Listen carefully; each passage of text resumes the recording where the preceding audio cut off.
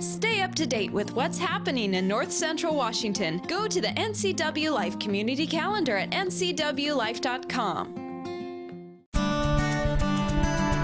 Welcome to Green Thumbs and Dirty Knees with Bonnie Orr. Each week, Bonnie and her co-host Dan Kuntz walk you through the do's and don'ts, the challenges, and the rewards of gardening in North Central Washington. So, let's garden. It's a beautiful day to film Green Thumbs and Dirty Knees, so quite naturally, Bonnie, we're inside. Of course.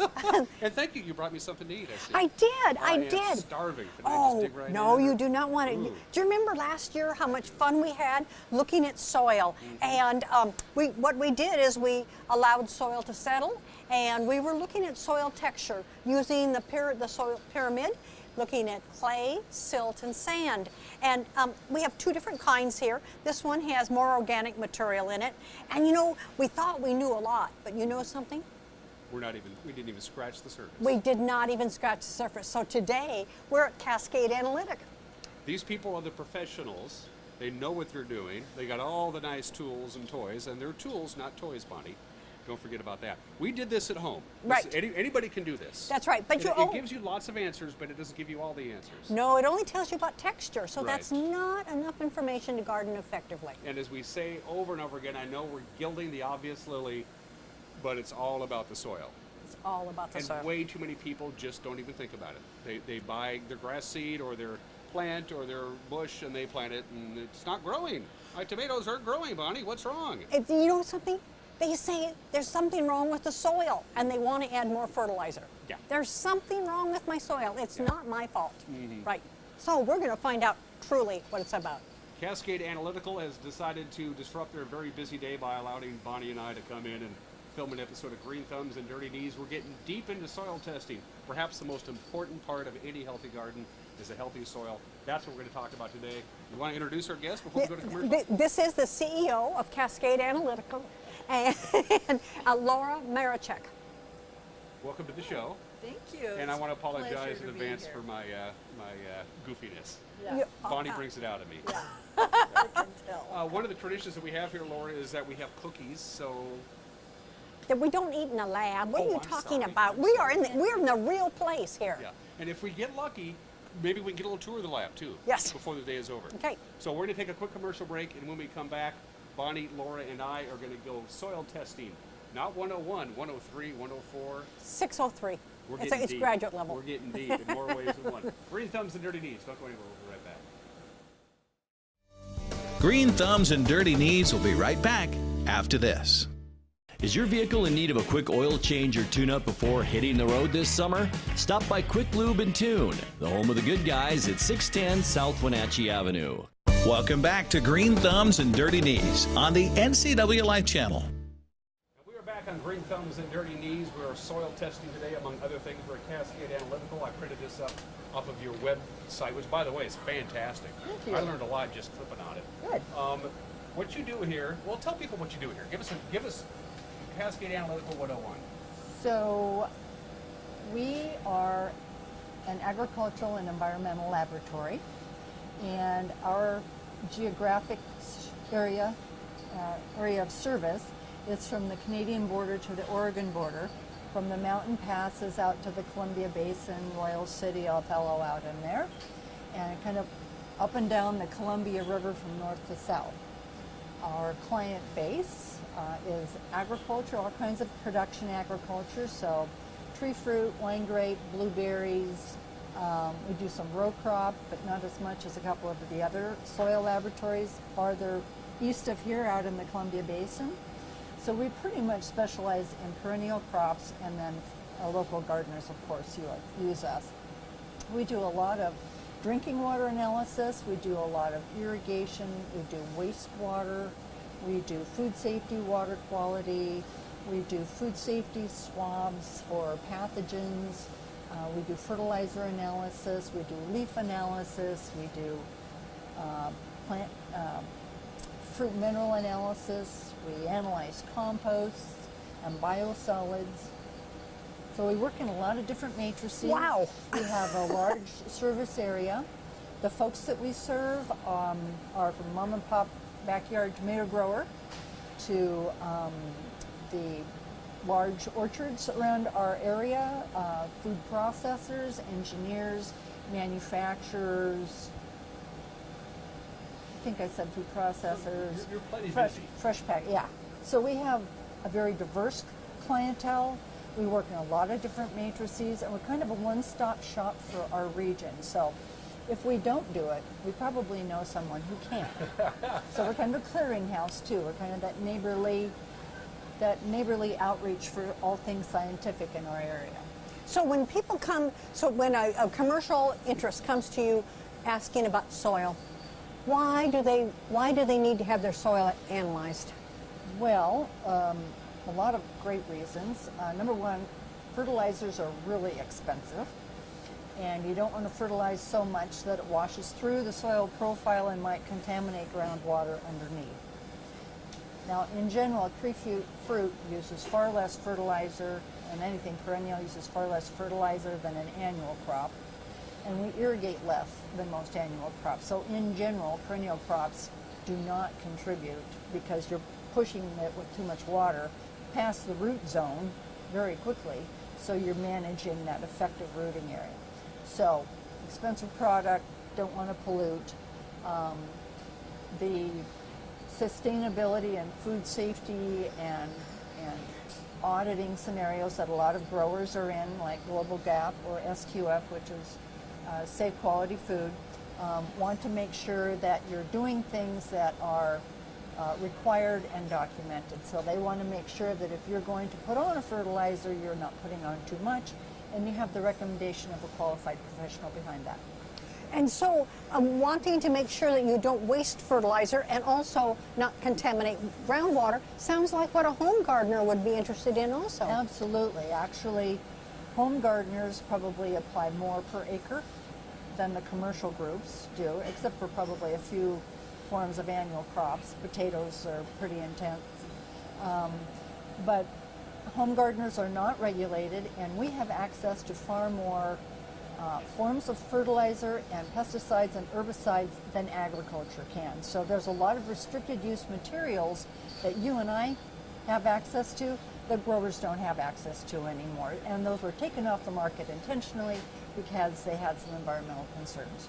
The latest thing is organic gardening. Everybody is into it. They're buying organic produce at the stores. Has that been good for your business? Because that seems to me that would be, or pure organic gardening, the soil quality is absolutely the most critical element. It really is hugely important, but it's pretty easy to love your garden too much, too. You mean a little bit's good and more is better? Yeah, no. Just like soup. Yeah. Have you ever had oversalted soup? Yes, and you can't take it out. No. And salt probably is the action. It actually is a salt. You salt it.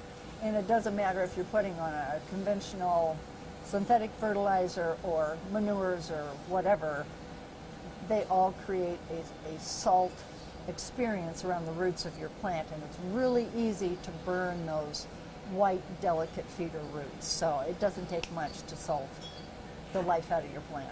I have seen people that have a white crust on their garden, which is a salt deposit from being overloving. Overloving, or you end up mixing different textures of soils and creating the striation like you have there, and you end up with all these different kinds of soils that have to be farmed. And so you're constantly in an incorporation, because dilution really is kind of part of that solution, because it's concentrated. Something's concentrated, whether it's the fines or the salt or whatever, in different layers. And so keeping those broken up so that there's percolation and mixing, and the soil bacteria can break it down and effectively use it. Well, see, I have seen where when soil settles, that you can actually see the changes in the garden when you apply water, a lot of water. Yes, absolutely. Yes, and on these samples, what happens is that the finest stuff comes to the top, which of course is the clay, and however little there is in it, and then that makes a crust. It does, very effectively. And then what do you do about that crust? Well, you have, because you've created the problem, right? Right. So you have to continue to break it, or you can use things that that act the opposite of that. So, for example, surfactant type thing. Well, you can use something like So clay has a strong negative charge. And your cations, like calcium, magnesium, sodium, potassium, all have positive charges. And so the sealing effect is a strong negative charge. And so, so for example, so you want to neutralize those and do an offset. It's kind of like hard water and soft water.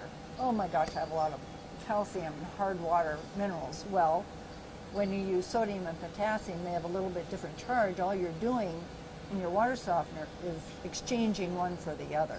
So those softer minerals of sodium and potassium create a higher solubility than the calcium and magnesium. And so high calcium and magnesium are actually really healthy soils unless they're to an extreme and they're calcitic. Whereas if you have a lot of sodium and potassium in your soil, they get sealed really quickly, and those actually go above pH 9 generally when you have those soils. Okay, so I want to talk about this cation exchange because most people think that they want to know what their NPK is, their nitrogen, their phosphorus, and their potash, Right. and they think that that's all they need to know, and then they go out and buy a bag that will solve the problem. Right. But there's a lot more to it, isn't there? There's a lot to it. So What do people need to know about their soil? So I would look at the pH of the soil. The pH is really important because it's kind of like the throttle, where in terms of availability. So if you are to put excessive amounts of anything on the soil in some pH spectrum of, 0 to 14, with 7 being neutral, at a low pH, certain things are highly accessible, like heavy metals, and at a really high pH, there's things that are tied up. But accessible means that the plant can draw it up. Available, very quickly available, or unavailable. Okay.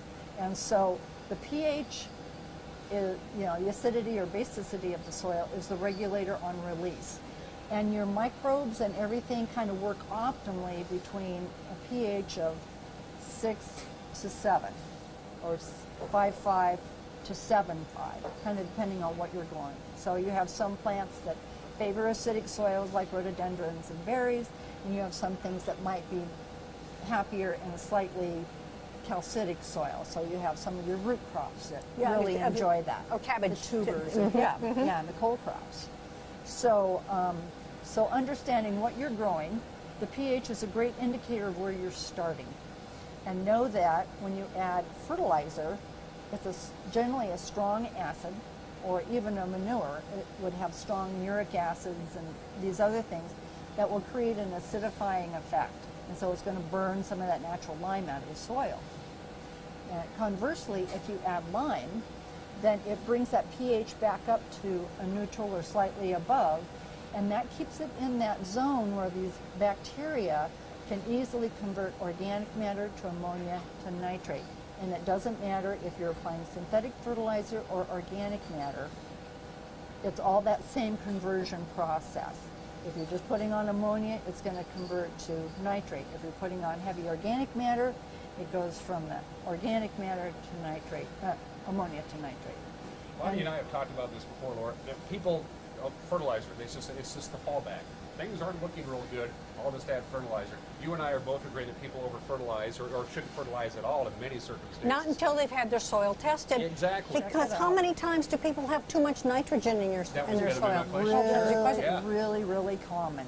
Yeah. And you have to understand that the growing season can have an overriding effect on your garden any year. Extreme heat, extreme moisture, cool temperatures. Variations. Days in 80s and overnight lows in the 40s. Absolutely. And the plants are stressed. Anytime it's over 80 degrees, they stress. Anytime it's under 40 degrees, they stress. And so you have this optimum growing temperature, and you have your watering regime. Sometimes we water too much and sometimes not enough.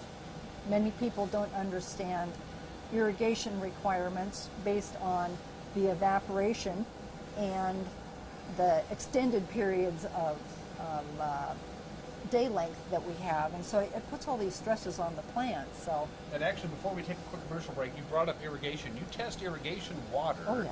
And how important is that? Because people, I'm on the ditch and I'm just going to go water. There's stuff in your irrigation water that you probably need to know about, in your right? irrigation water. Now, we are pretty darn lucky here because most of our irrigation waters comes out of some pretty high quality rivers and aquifers and mountain storages. And so our waters are pretty clean. Once you get farther and farther down south, it's a bit more of a challenge. So our waters up here are pretty clean. And so coming from a river or a mountain stream like that, sometimes those are not highly buffered waters. And so they'll take on the nature very quickly of whatever they're added to. But in turn, they might have a slight acidifying effect. So if you're irrigating out of Lake Chelan or the upper Wenatchee, etc., those waters are not heavily buffered. And so those are likely to mine a little metal out of your soil.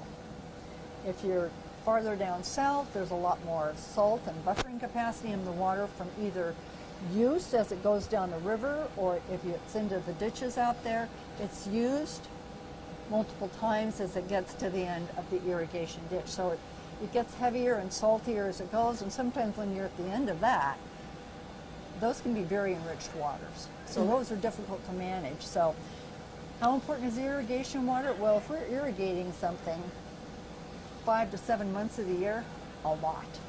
A huge impact. Bonnie, we need to take a quick break. What are we going to learn when we come back? We're going to talk more about how to change the pH of your soil and why you'd want to do that. Is there such a thing as a perfect soil for the perfect plant? My garden. I got to go with that. Bragging rights. Oh, dirt is inert. It grows in soil, folks. It's all about the soil. We're going to be doing some soil testing and some other stuff today. We are doing today's episode at Cascade Analytical. You're watching Green Thumbs and Dirty Knees. We'll be right back. Green Thumbs and Dirty Knees will be right back after this. Get the fastest internet available in North Central Washington by switching to LocalTel and get speeds up to 1,000 meg. Call 888-8888 today or go online to localtel.net. Welcome back to Green Thumbs and Dirty Knees on the NCW Life Channel. Green Thumbs, Dirty Knees in the lab today with the lovely Bonnie and the lovely Laura. Where were we before we had to go to commercial break? Well, you know something interesting? Blueberries have become the rage to grow. They're healthy for you and they're good for you. And so people are always fussing about that pH for those blueberries. Laura, can you change the pH of your soil? Yes, you can, pretty effectively. So we were talking a bit ago about the cation exchange and the buffering capacity in the soil. So the more fines and the more heavy minerals that you have in the soil, the more resistant it is going to be to change. So if I have, in Malaga, for example, we have a lot of silt loam soils, and boulders as big as a car. Silt loam soil, that is basically a neutral pH or maybe up to 7.2. And it's a silt loam, and so it will take, because it's a neutral pH and there's a lot of fines in the silt loam soil, it'll take a lot more acid to bring the pH down into this desirable range of 5.5-ish or 5 for the blueberries than it will for you to take the pH from 7.2 to 5 in East Wenatchee, because it's sandy, gravelly, there's some blown-in, wind-blown lusts and some fines there, but dominant sand because of its position on the bend in the river. So all of the sand's dropped out on the inside of the river as it's making the curve, and all of the fines got washed up.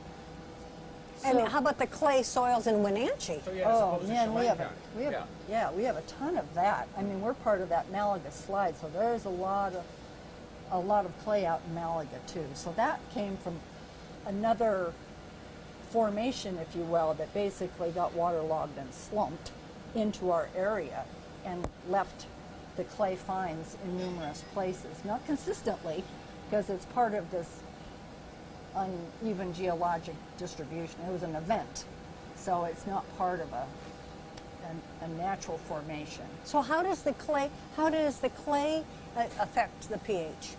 So it is basically kind of neutral, but because it has so much negative charge, it's going to take a lot of positive charge from your acidic fertilizers to burn that out and to move those and exchange those. So you're talking about exchanging negative charges for the positive charges in your acidifying fertilizers. Predominantly sulfuric or phosphoric fertilizers. So like 1152, which would be an NPK, so there's 1152 is 11% nitrogen, 52% phosphorus. The good thing about that product is it doesn't take much to get a lot done, and phosphorus is a great rooting stimulant. But if you want to do it organically, it's going to take even longer, because now you're trying to work in all this organic matter, which is more negative charge, and so it's going to take longer. So by that time, you can't grow your blueberries anywhere. Yeah. You have to plant them. Well, you can, but you're just really anxious. And so what you're doing by putting all of these inputs in is you need the soil to kind of equilibrate. And so changing the pH in your soil should be a couple-year process, because what you have the opportunity to create when you're changing things really quickly is minor deficiencies and excesses from too much or too little So pH. like magnesium and other types of the micronutrients. Yes, exactly. okay. And that would be And the especially metals, true yeah. in the East Wenatchee bench area, where you're not starting with decent soil to begin with. It's going to take a long time for certain homeowners in certain areas of the East Wenatchee area to get your soil in proper shape to grow Actually, almost that one will anything. move a little faster. Okay. I mean, because all theoretically you have to battle with there is the organic matter you're adding, because you already have a lot of fairly coarse soils in there from the sands. You have some very fine sands in there, but that's probably not as, I mean, if you go across, there's a huge gradation of fine, very fines to coarse sands, and so you've got them all over there, including pebbles and cobble. Yeah. See, like this is cobbles. This is East Wenatchee sand, Yeah. and it's really coarse. I mean, it Yeah. looks, and then there's a little bit of really fine sand Yeah. on the top. Exactly. Yeah. Exactly. A typical bit. So you can do the textural analysis just by taking some dry soil and dripping some water in there till you make your paste ball, and you kind of make a little ribbon with it. It takes a while to get the hang of it, but you can kind of get a sense for the fines and the coarseness of the sand and the We did amount that of last year. fines Yes, in your soil. And that's really important to know, because that tells you something about your buffering capacity, or the ability of the soil to resist change. And so if you can't make a ribbon, you've got a lot of sand. If you can make a really slick ribbon, you've got a lot of clay. So you can find some of this information online. There's some great YouTube videos, so I would encourage playing with your soil. And the website for Cascade Analytical is just a font of information. There's a lot of good information on there. You know, a question we really get a lot here is, oh my gosh, I've heard there's arsenic in the soil. Oh around yes, here." let's talk about that. Yeah. So, arsenic, I'm sure you've covered it before. No, we've not talked about Okay, it. so it was used back in the 30s and 40s, and it was used across the nation in order to kill bugs, and it was used as lead arsenate. And so it was sprayed on the trees, and the trees were huge old canopy trees, and they were planted on 20 by 20 and 40 by 40 spacing, generally 40 by 40. So there's a lot of distance in between each plant, because there wasn't a lot of irrigation. And so the plants had to go find the water in a lot of these dryland orchards, and then irrigation came in. But, so these things were widely planted, and the lead arsenate was sprayed on till it ran off the tree and fell into the drip line. So it's not in the row middles, and it's not right underneath the tree, really. And so you have this, if you kind of look across your land, you would have none, and you would have a high level and none, and a high level and none. And so you've got these big swaths in the middle where there's nothing. And so it's really hard to tell where those old orchards were. And so when you sample for arsenic, you have to take a lot of samples, so a good composite of what's going on across your property. Even 10 feet apart can make a huge Oh difference. yeah, it can. It could be there or not. And so you have to know that when you want to send us a sample, it's going to cost you $80 to have it sampled to analyze it. And you're going to go, oh my gosh, that's like a lot, and it is. So you're going to want a good composite mixture. And know that that number that we give you, it's probably plus or minus 20 or 30 or 40 parts.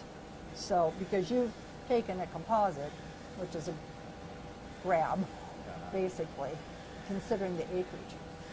Now, if you prefer not to look at the whole land and just resign yourself to the fact that this is a beautiful valley, you want to live here, and you are going to make those soils farmable that are your vegetable garden or your ornamental gardens. And once you've got the house up and the driveway down and your lawn where you want it, because those are all considered engineering controls, it keeps that soil away from you. And that is a standard recommendation for reducing exposure. And so the beds that you're attending to are those that you're going to garden intensively. And there's, a fair bit of information out there, and some on our website actually. If you go to analysis and soil fertility, at the bottom of that are a number of really good publications about gardening, about arsenic and soil, all that. And a couple of good website links too. Oh, great links. We are not the author. We are an ambassador, if you will. So, so just kind of managing those beds the way they should be managed best, and if you end up with a place you just have to have your garden, and it's 100 parts per million arsenic. It has the perfect exposure and everything else, and you're planting everything else around it. If you want to grow root vegetables there, bring in some soil, test the soil. Ask for a current soil test from whoever's providing soils around here and anywhere. Do due diligence. But make some raised beds. You can put sand or something on the bottom of that to create a permeable layer so that the soil can go out the bottom. You don't have to use plastic, and then just make it deep enough to accommodate all of your root crops. And you can do the same. There are some other crops that are very sensitive to arsenic. So beans and peas are great indicator plants. Yeah, because they don't grow well. They have little holes in there. They don't grow well, and then they have little holes in the leaves. Shoveling, yeah, shoveling. absolutely. And apricot trees. Any tree fruit will show shoveling Right. in its older, lower leaves from The arsenic. But the thing is that, see, you can't just pull a carrot out and wipe it off and eat it. You see, Oh, yes, we forgot to tell people for the last 30 years, wash your fruits and vegetables. You'll be charged. I've done that. Yeah. I've done that. I know, peas are okay, they're on fine. yeah. Top of the So, asparagus. it should just be something we do in the valley. Yeah, is that, exactly. And another thing is that if you look at areas that were farmed as orchards, and you can go to the county records and find out if a land was used agriculturally Right. like that, and help soothe your soul. But I still believe you should have your soil tested. Well, and you should, and you really only have to look for the arsenic once. It really doesn't go anywhere. It moves down in the profile a little bit, and a lot of it over time kind of changes state. It's into an oxide form, so it's not very soluble. Now, if you pour a lot of fertilizer on that and acidify it, any metal will come into solution. And so all of your zinc, copper, iron, manganese, the arsenic, all How long kinds ago was arsenic no longer used? Well, when can you breathe easy? You said I never. I believe it was 1950 when they started Right, using so- DDT. Right, so we went from also one isn't the great best thing in the form to world. another, so to the Industrial Revolution here. So yeah, military better. complex. But, yeah, so there's fascinating history on all that. So yeah, so lead and arsenic is persistent in the soil, and that is one issue. And DDT became persistent in our ecological chain, and so that's another issue. So. So is the lead a concern in the garden, or is it just the arsenic? Well, I would, if you have a limited budget, I would just look for arsenic. I mean, if one is there, the other is there. And you need to know that there's background levels of lead and arsenic in all soil, because it's part of the plant material, the rocks that are everywhere. So igneous, metamorphic, sedimentary, whatever. It's always there. So there will be low levels in all soil.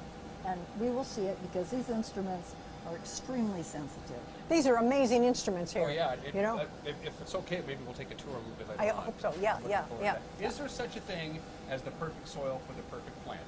We'll say blueberries for a beginning. Right. Just as an example, because we need to take another break. So let's end this conversation where we began. Can you make at home create the perfect soil to grow the perfect blueberries, provided that you know what you're doing. Does it exist? And blueberries are 80 plant. Now? Yeah. Yeah. Location, location, location. So probably not. Okay. You're not going to get it perfect for every plant and every aspect, you know, because look at how happy the berries are in Western Washington. They don't get as stressed. But can we grow them big over here? Yeah. Wow. Yeah. You know, we get horticulture. We have so much sunshine, and we don't have fungal diseases. We don't have to trade with.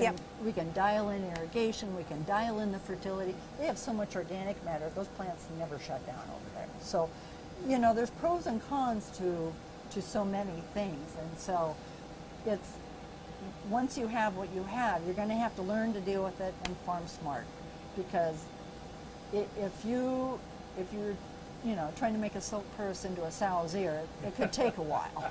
So don't be surprised if you're just rolling your eyes and moving to the next and the next hurdle and the next hurdle. That too is part of farming.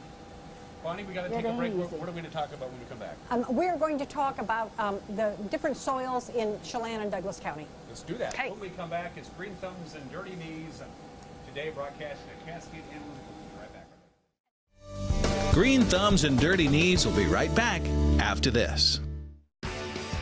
Please join us weekly for the 12th District with yours truly, Kerry Condata. Check your channel guide for times or go to ncwlife.com for details.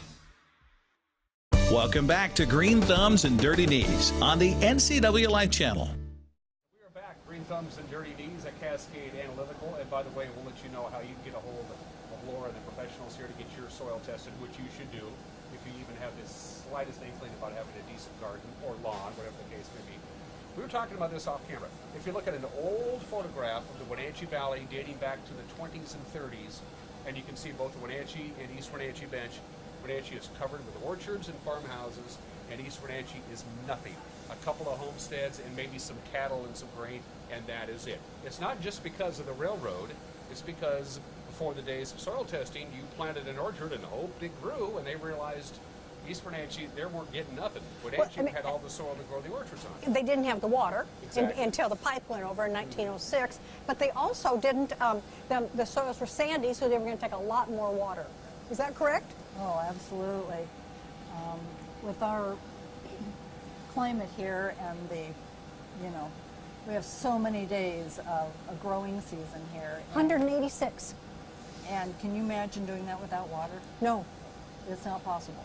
So irrigation is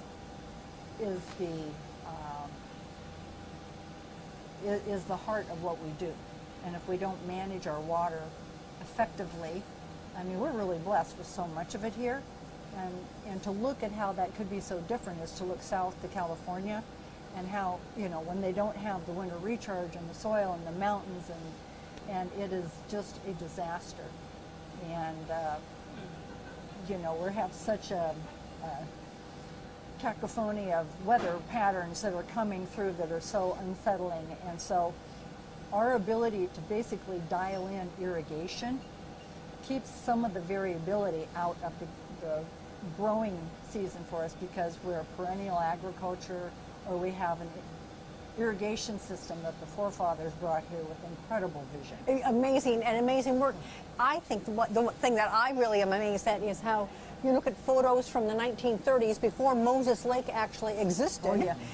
When not the city of Moses Lake, but the lake itself, Right. and how that was all sage steppe.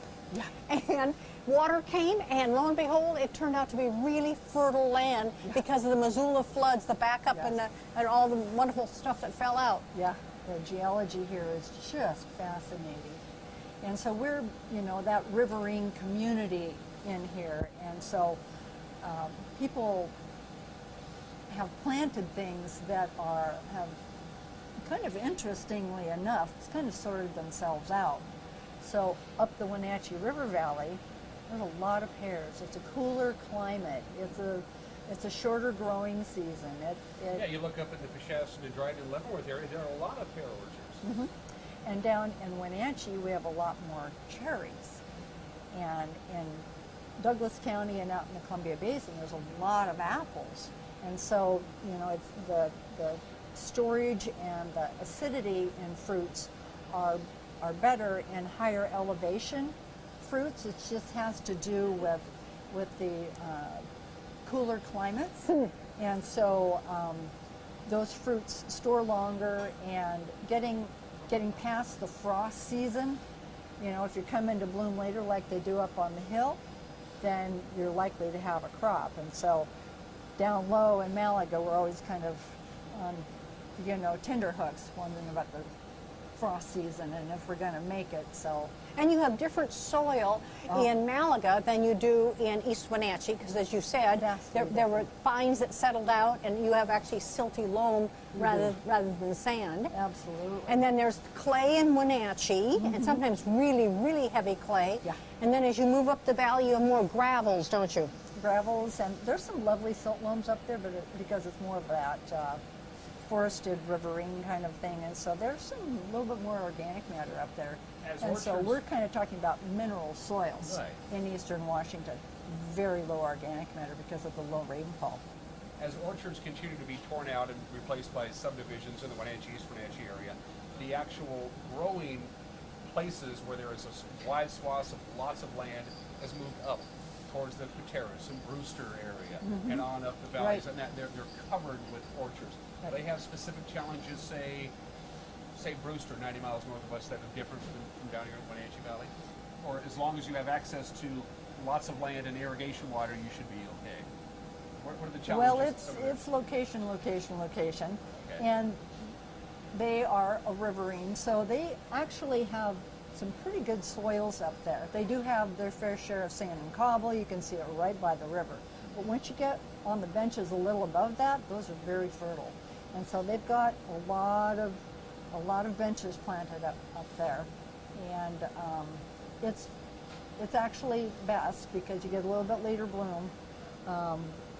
But anytime people love to look at agriculture, they don't want to live in it. I mean, they think they do, but they really don't want to put up with all the things we have to do as farmers. I mean, we have wind machines, those are noisy. We have helicopters blowing off cherries. We have to put on pesticides, you know, even though we don't want to. We got to scare the crows off the cherries when You they got start. it, you know, you have your bird guns or your whatever.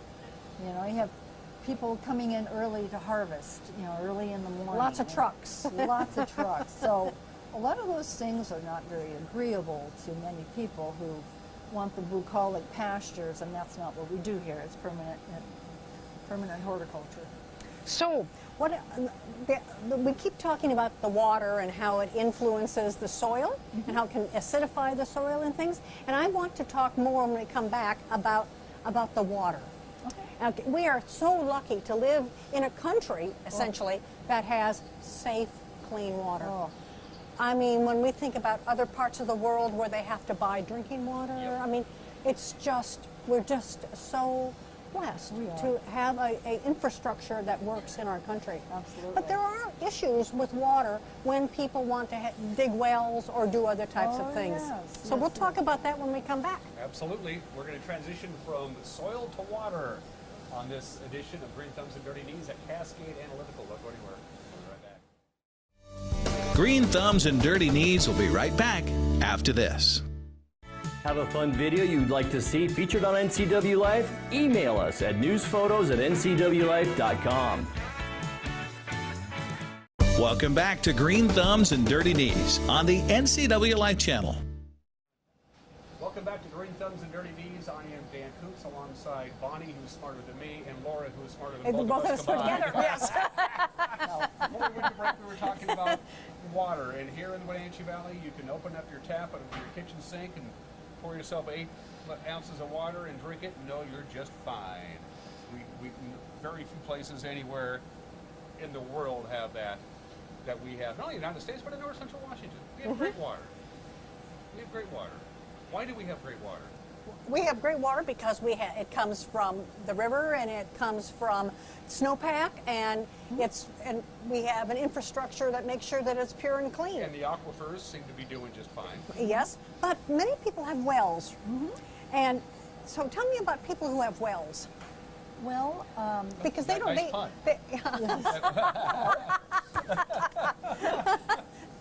pick. Thank you. Thank you. All right, so the interesting thing is people come to the valley to live, and some live in the city.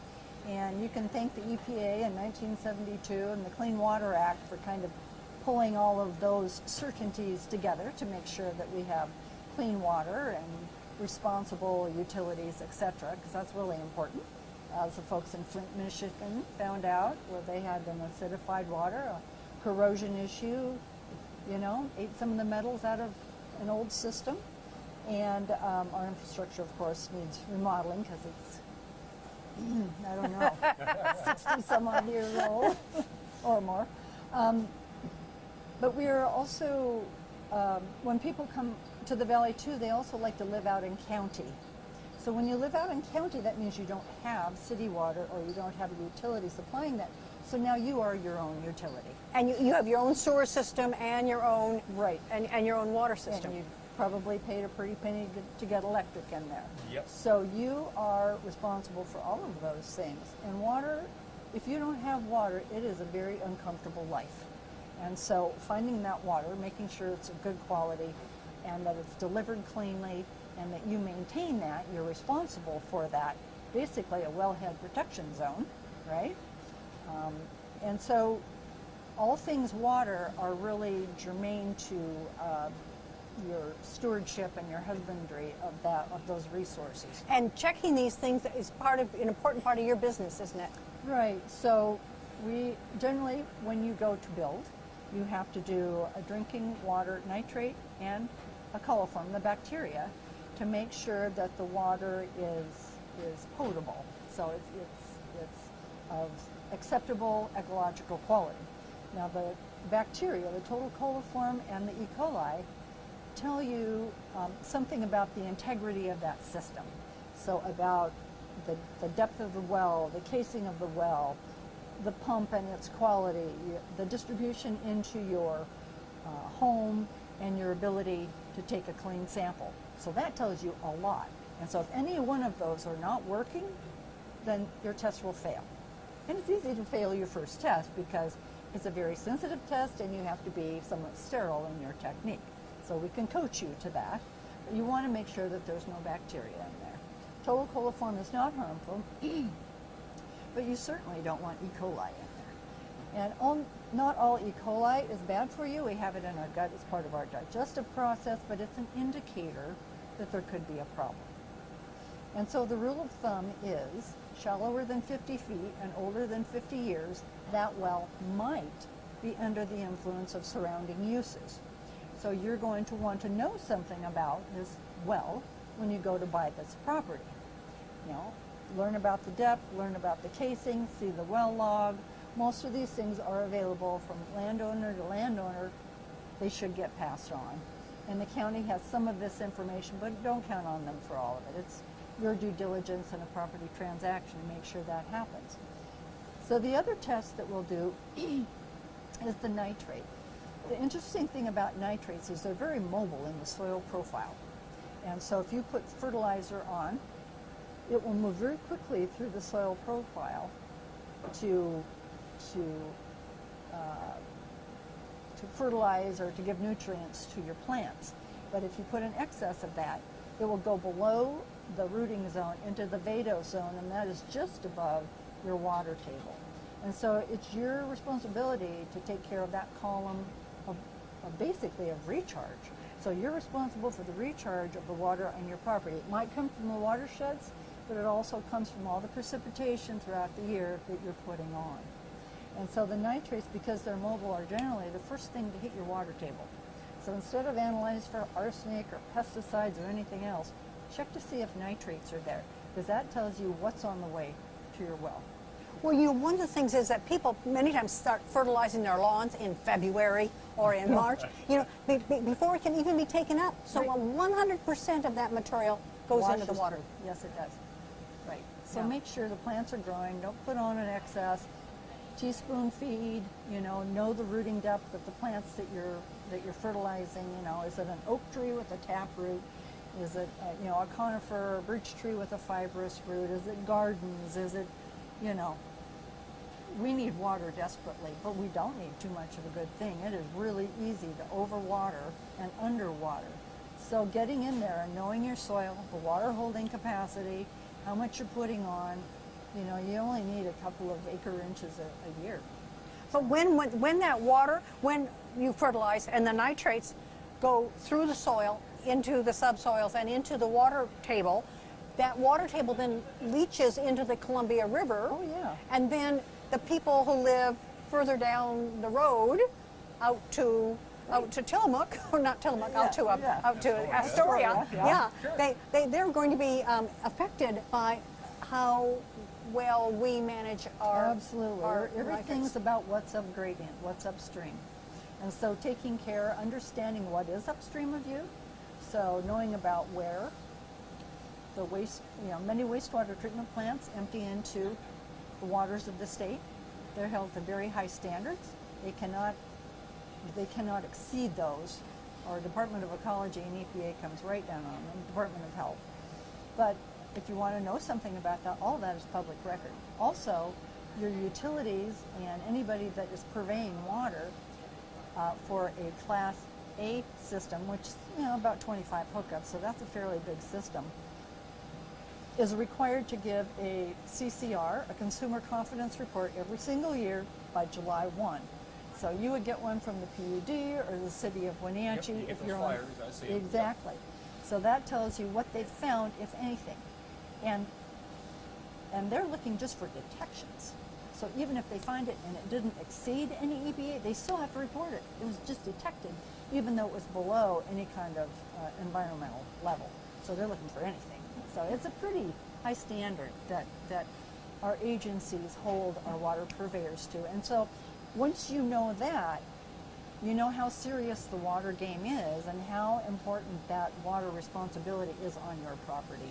As a homeowner, As a both, homeowner. both for your septic and system as well as your exactly. water. And as I said, there's so many things that we have access to as homeowners that commercial ag does not have access to anymore. So be wise about what you use. Don't use anything to excess.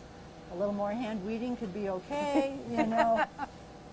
And better exercise. Yeah, exactly. There Get you your go. teenager out there, get yourself out there. But yeah, so, you know that you're not the only one to use that water.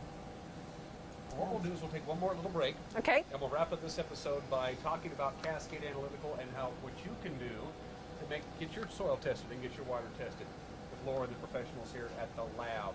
We'll do that. We'll wrap up Green Thumbs and Dirty Knees when we come back right here on the NCW Live channel. Green Thumbs and Dirty Knees will be right back after this. For all the latest news in North Central Washington, go to ncwlife.com or find us on Facebook. Got a news tip? Email us at news@ncwlife.com or call 888-2020. Welcome back to Green Thumbs and Dirty Knees on the NCW Life channel. We are back with Green Thumbs and Dirty Knees. Just a couple of minutes left on this program. Before you plant anything, be it grass or a tree or rose bushes or rhododendrons or food that you're going to grow and eat in your backyard, get your soil tested. It's half the battle, isn't it? It is. Well, then you know what to buy and how to treat something, and you'll find out that it's not your soil's fault that something grew or didn't. You can do it this way, or you can do it Laura's way. This is not enough. This is texture enough. only. We Right. need to find out about soil fertility, don't we? Right, fertility. And so we can get a report from you. Yes, absolutely. So we have a lot of folks asking about soil analysis. The nice thing about a soil fertility analysis is you know where you're starting, especially if you're on a mission to improve the soil. You have to know where you're starting, or it's kind of like where are you going if you don't know you where need a you baseline. started. So what is my goal? If we inherently have less than 2% organic matter here, and I want to build it up to 5% because I've heard that's wonderful, you have to know where you're starting. Sandy soils in East Wenatchee, 0.8. Soils in Wenatchee, 1.2. So there's a big difference. It takes a lot of organic matter to change it that much, and know that sandy soil is harder to build because all of its coarse matrix, it grinds those into finer anyway, so it takes a while. So you have to know where you're starting and then put your goal out there and know that this is a long-term project. And so what you're learning about is chemistry, most people's favorite subject. Not mine. My degree is in horticulture. My husband's degree is in soils, and now he's doing the horticulture, and I'm doing the soils. So learning about chemistry and the physics of your soil, your texture, learning something about the texture tells you something about the hydrology, ability to perk or retain, that kind of thing. Those are really important things that you have to learn how to manage, and they will change with everything you add to it. The pH changes, the nitrogen changes, the organic matter changes, all of those things are in constant flux. See, this would be a great gift for a new homeowner, wouldn't it? Absolutely. Get You know? a gift certificate to Cascade Analytical That's and right. say, here's my, is that what you do? Is Yeah. They bring down just a jar of soil? Oh, yeah, What does it yeah. take? Dry soil. So soil. it's pretty easy. We have on the website, cascadeanalytical.com, you can go to the analysis tab and go over to soil fertility, and there's all kinds of information on there. Good stuff. And there's instructions on how to sample. There's an order form there. On the second page of that is the sampling instructions. And you would sample your garden the same way all of the growers around here sample their farms. It's a nice, you know, W zigzag X pattern, something that gives a nice composite of the soils that you're going to manage that way. They even have little maps to show you where to dig and where not to dig. It's Sure. pretty cool. So just Yeah. a pattern. Yeah, You exactly. bring it in, and then Yeah. you can And do then your we work. analyze in the garden package for pH, nitrogen, phosphorus, potassium, organic matter, and lime requirement. And we can add more things to that. We can do the arsenic at the same time. And We the can add- cation exchange? We can do CEC. If you do CEC, I would suggest that you do it every 5 to 10 years, because it takes a while to change that, because you're changing this huge complex. And so changing pH and changing cation exchange is like driving a super tanker from San Francisco to Seattle. You can go full bore for about a quarter of the way or half the way, and then you take your foot off the gas and you coast in. So it takes a while to make these changes and make the turnaround.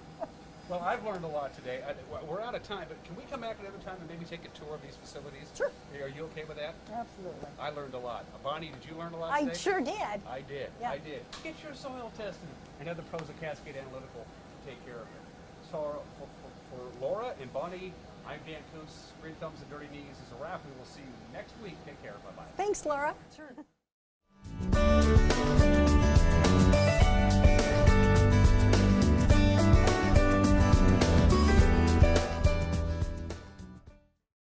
Are you wanting high-speed internet but don't have access to PUD fiber? Try Sky-Fi high-speed wireless internet from LocalTel. Call 888-8888 today.